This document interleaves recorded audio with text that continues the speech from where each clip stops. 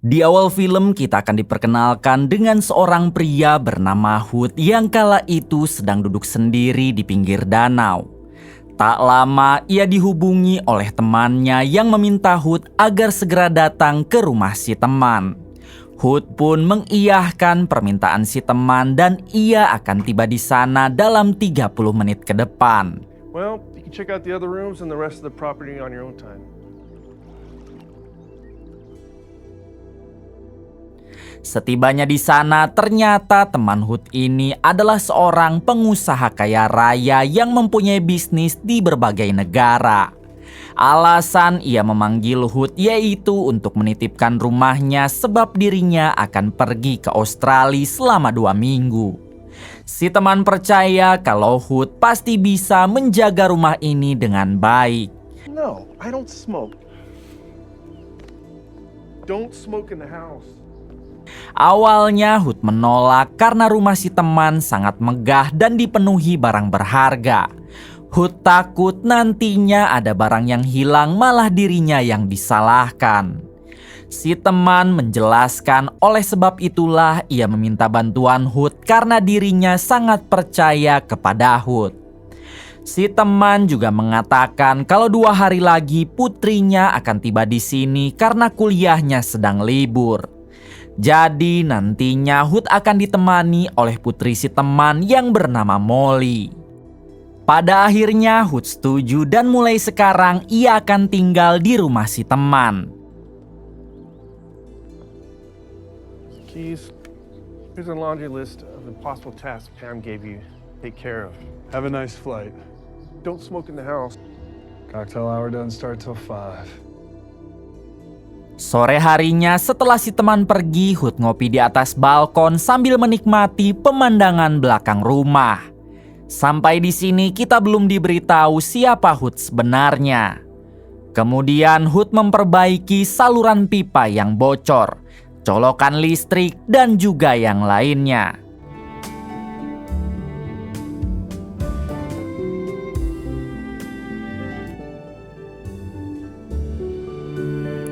Hood tak habis pikir kenapa rumah sebesar ini tidak ada satpam atau pembantu khusus dan si teman malah menugaskan dirinya untuk menjaga.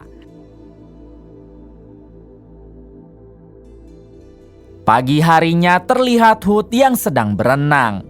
Tak lama ia dihubungi oleh temannya yang menanyakan apakah semuanya aman. Hood menjawab kalau semuanya baik-baik saja, bahkan beberapa pipa dan colokan listrik yang rusak telah Hood perbaiki.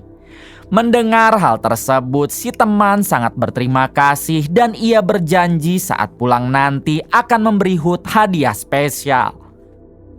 Hood menjawab kalau dirinya sama sekali tidak butuh hadiah dan yang ia butuhkan hanyalah uang. Adegan berpindah keluar rumah yang mana terlihat ada satu mobil sedang mengawasi rumah itu. Ternyata di dalam mobil tersebut adalah sekelompok perampok yang berniat untuk merampok satu barang di rumah teman Hood. Dirasa kondisi sudah aman, kelompok perampok itu pergi dan akan melancarkan aksinya nanti malam. Malam harinya kembali pada Hood yang sedang ngopi pahit di depan kolam renang. Tampak Hood yang mulai merasa jenuh karena sudah 2 hari ia tidak kemana-mana. Hood sempat menghubungi pacarnya siapa tahu mau diajak nginep. Namun sayangnya panggilannya tidak diangkat.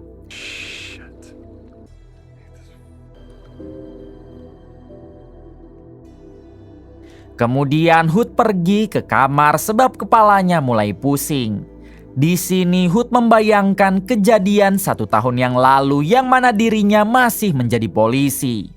Kala itu Hood dan rekannya sedang menjalankan misi menyergap markas mafia pembuat barang haram. Namun sayangnya rekan Hood harus tewas dihabisi oleh para mafia itu. Sedangkan Hood sendiri tidak bisa menyelamatkan dia. Akibat kejadian itu Hood menjadi trauma lalu ia pun memutuskan pensiun dini dari kepolisian. Padahal tadinya Hood dikenal sebagai polisi terbaik dan brutal yang tak pernah gagal saat menjalankan misi. Adegan berpindah keluar rumah yang mana kelompok perampok tadi siang datang kembali untuk melancarkan aksinya. Yang menjadi ketua di sini adalah pria gundul bernama Mining, ini orangnya. Di sini Mining memerintah satu anak buahnya yang wanita dan merupakan ahli pembobol kunci untuk masuk duluan. Mining memerintah dia agar masuk saja lalu mengambil kotak kecil yang disimpan di kamar utama. Awalnya si wanita menolak sebab ia takut di dalam rumah ada orang. Namun Mining meyakinkan kalau rumah tersebut kosong karena pemiliknya baru saja pergi ke Australia. Pada akhirnya si wanita pun masuk sendiri. Dengan cukup mudah si wanita tersebut dapat membobol pintu lalu masuk ke dalam. Namun di waktu yang sama ternyata Hood terbangun setelah mendengar suara pintu dibuka. Kembali pada si wanita yang kini masuk ke dalam kamar Hood.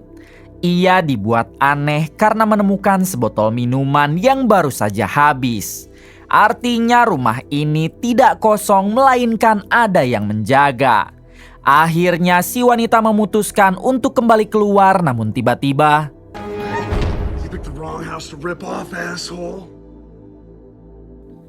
Mining yang merasa si wanita sudah terlalu lama, ia pun memerintah 3 anak buahnya untuk menyusul ke dalam. Di sini 3 anak buah Mining dibuat terkejut saat menemukan si wanita sudah tak sadar diri di lantai. Ketika melihat ke belakang, ternyata di sana sudah ada Hood dan inilah yang Hood lakukan.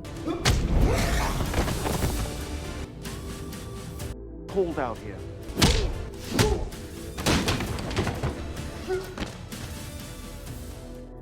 Satu persatu dari mereka berhasil Hood banting keluar tepatnya di hadapan Mining. Kemudian Hood menghampiri Mining lalu meremas bijinya. Hood mengancam jika mereka berani sekali lagi datang maka Hood tak akan segan-segan untuk mengirim semuanya ke alam kubur.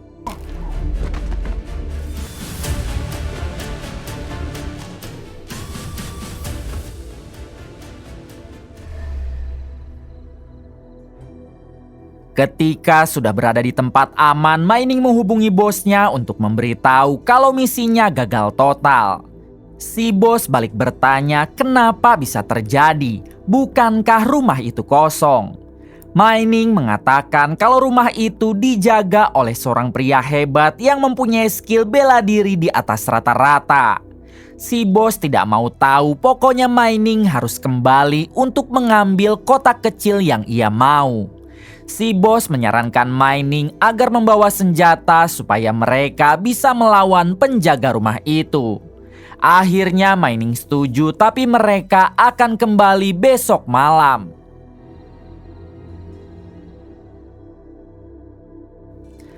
Keesokan harinya terlihat ada wanita sekso yang datang ke rumah tersebut. Ternyata wanita itu adalah Molly, anak teman Hood. Saat melihat ke belakang, Molly sempat akan menghajar Hood dengan stik baseball karena ia mengira Hood adalah orang jahat. Untungnya Hood keburu balik badan sambil menjelaskan kalau dirinya diutus oleh ayah Molly untuk menjaga rumah. Alhasil Molly merasa lega lalu mereka saling mengobrol. Setelah itu Molly memutuskan untuk berenang, namun sayang cukup editor saja yang melihatnya. Mantap bro asli. Selesai berenang, Molly makan siang dengan Hood. Di sini Hood tak menyangka kalau Molly akan tumbuh dengan cepat dan menjadi gadis cantik. Padahal saat terakhir kali ia bertemu, Molly masih anak-anak. Ternyata Hood dan ayah Molly memang sahabat dari kecil. Namun semenjak Hood masuk polisi, ia menjadi sibuk dan jarang bertemu dengan ayah Molly. He likes me for me not because my dad's rich. He loves me because I'm bussin'. Malam harinya seperti biasa Hood ngopi pahit sebelum tidur. Sekali lagi Hood mencoba menghubungi pacarnya, siapa tahu bisa diajak colai. Namun lagi-lagi tidak diangkat. Sedangkan untuk Molly sendiri, ia pergi ke kamar mandi lalu membersihkan diri sebelum tidur.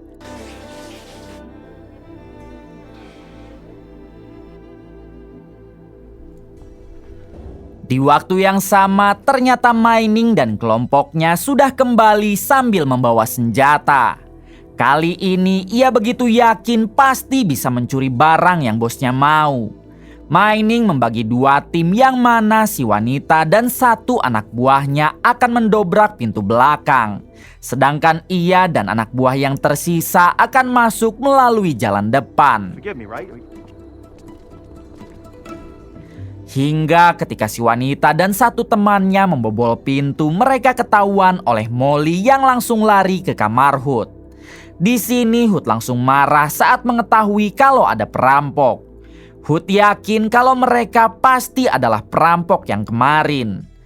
Kemudian Hood memberi Molly alat pelacak dan memintanya agar simpan di dalam celana. Hood meminta Molly agar terus berada di belakangnya, karena sekarang ia akan benar-benar meratakan mereka. About f***ing time. Go. Ah! Motherfucker.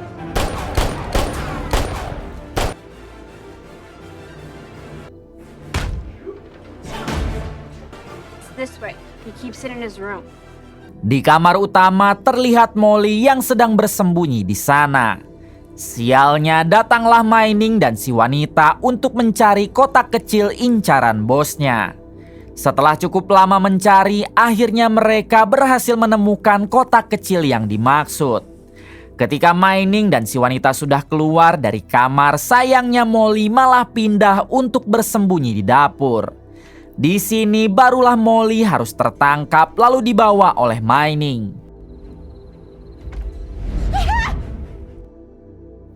Berpindah kepada Hood yang harus berhadapan lagi dengan semua anak buah Mining dan kita lihat bersama.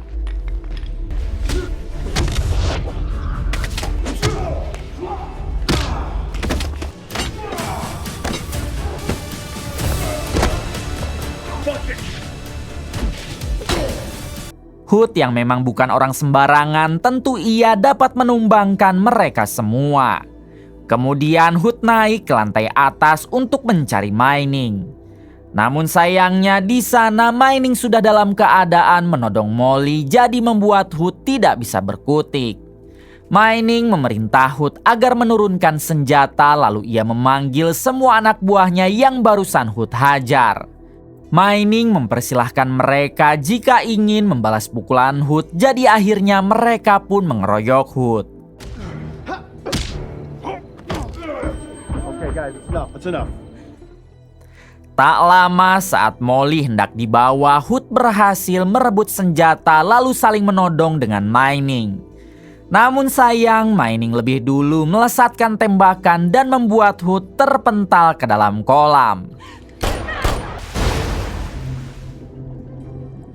Setelah itu mereka semua pergi dari sana sambil membawa Molly dan juga kotak kecil rampokannya. Tak lama Hood berhasil naik ke darat karena ternyata ia memakai rompi anti peluru. Sebelum mengejar, Hood memilih untuk mengobati dulu lukanya sambil menyiapkan persenjataan. Ketika matahari sudah terbit, Hood mulai mengejar mereka dengan mengandalkan alat pelacak yang sebelumnya ia beri kepada Molly.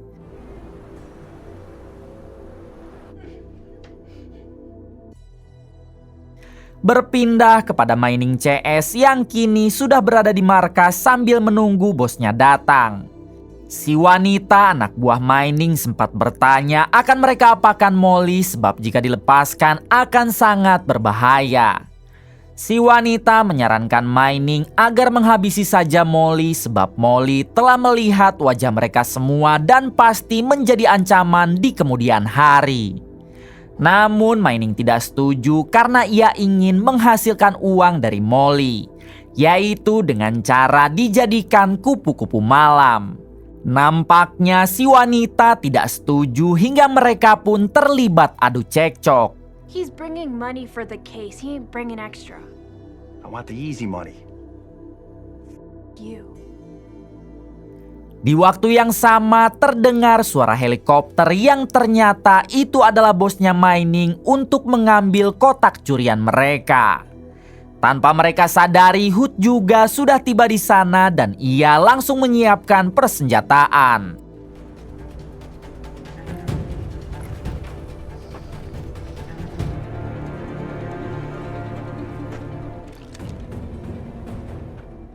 Kembali pada bos Mining dan beberapa anak buahnya yang kini masuk ke dalam markas Mining. Di sini si bos langsung meminta Mining agar menyerahkan kotak curian itu. Ketika dibuka ternyata kotak itu berisi berlian langka yang hanya ada 2 di dunia ini. Sebagai tanda terima kasihnya si bos memberikan Mining imbalan uang yang lumayan banyak. Tampaknya Mining CS yang sangat bahagia karena sekarang mereka tidak kere lagi. Ketika hendak pergi, si bos melihat Molly lalu bertanya siapakah wanita itu. Mining berbohong dengan mengatakan kalau Molly adalah pacarnya yang sedang dihukum. Si bos yang tidak bodoh, ia pun meminta Mining agar melepaskan lakban di mulut Molly lalu bertanya langsung kepada Molly. Akhirnya Molly mengatakan kalau ia adalah anak si pemilik rumah yang telah mereka rampok. Mendengar hal tersebut tentu si bos menjadi murka. Kenapa Mining tidak menghabisi Molly malah membawanya ke sini? Di luar markas terlihat Hood yang mulai beraksi dengan menghabisi 1 anak buah si bos yang berjaga di luar. Kemudian Hood menghabisi 2 lagi anak buah si bos dan sebaiknya kita lihat bersama.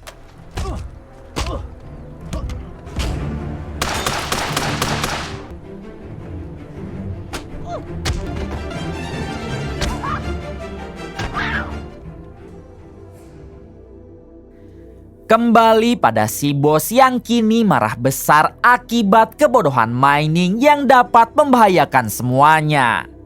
Tanpa ragu si bos memerintah pengawalnya untuk menghabisi Mining dan semua anak buahnya.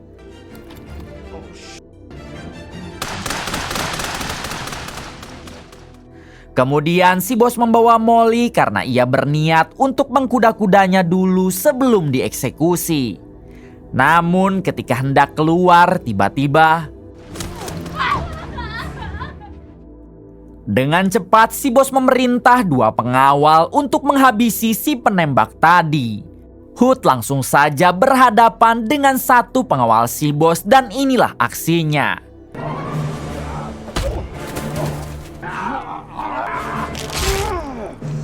Setelah menghabisi orang itu dengan cukup brutal, Hood harus menghadapi pengawal kedua si bos yang merupakan seorang wanita. Di tengah perduelan, wanita itu sempat mengalihkan perhatian Hood dengan cara menggodanya.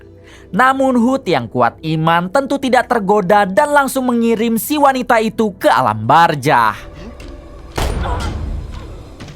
Selanjutnya Hood bertemu dengan si bos yang dalam keadaan menodong Molly. Di sini Hood bertanya kenapa dia harus membawa Molly, bukankah barang yang diincar sudah mereka dapatkan. Hood berjanji akan membiarkan si bos pergi asalkan dia melepaskan Molly. Pada akhirnya si bos setuju dan langsung melepaskan Molly lalu pergi dari sana. You got what you came here for. Let the girl go. Di sini Molly tak menyangka kalau Hood masih hidup dan ia sangat berterima kasih kepadanya karena ia telah menyelamatkan hidup Molly. Ketika mereka berjalan menuju mobil, tiba-tiba ada mobil datang dengan kecepatan penuh hendak menabraknya. Ternyata orang itu adalah Mining yang masih selamat. Kali ini Molly yang mengambil peran karena ia langsung merebut senjata, lalu inilah yang terjadi. Meskipun adegannya seperti di film Vrindavan, saya harap kalian bisa maklum. Ketika Molly dan Hood akan pergi, lagi-lagi mereka harus kedatangan tamu tak diundang yang ternyata adalah si bos mining. Rupanya dia tidak terima karena ingin membawa Molly juga. Dengan menggunakan senjata yang ada di helinya, si bos memberondong mereka dengan tembakan dan seperti ini adegannya.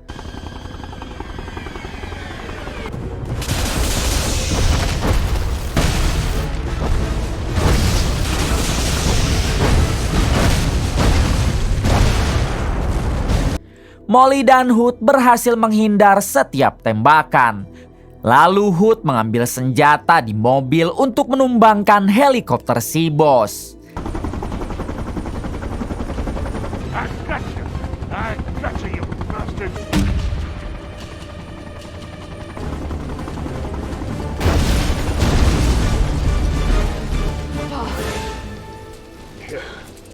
Setelah helikopter tersebut hancur, Molly mendekatinya berniat untuk mengambil kembali kotak kecil milik ayahnya, namun tiba-tiba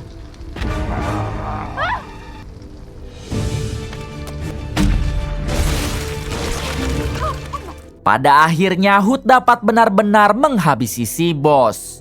Kemudian Hood dan Molly pergi dari sana untuk kembali ke rumah. Tampaknya Molly mulai tertarik kepada Hood dan jangan sampai film ini berganti judul jadi Teman Ayahku Ternyata Pria Idamanku. Tamat. Terima kasih kepada kalian semua yang telah menonton hingga akhir. Semoga kalian semua diberikan kesehatan dan rezeki yang berlimpah. Salam untuk semuanya dari Hampura Film.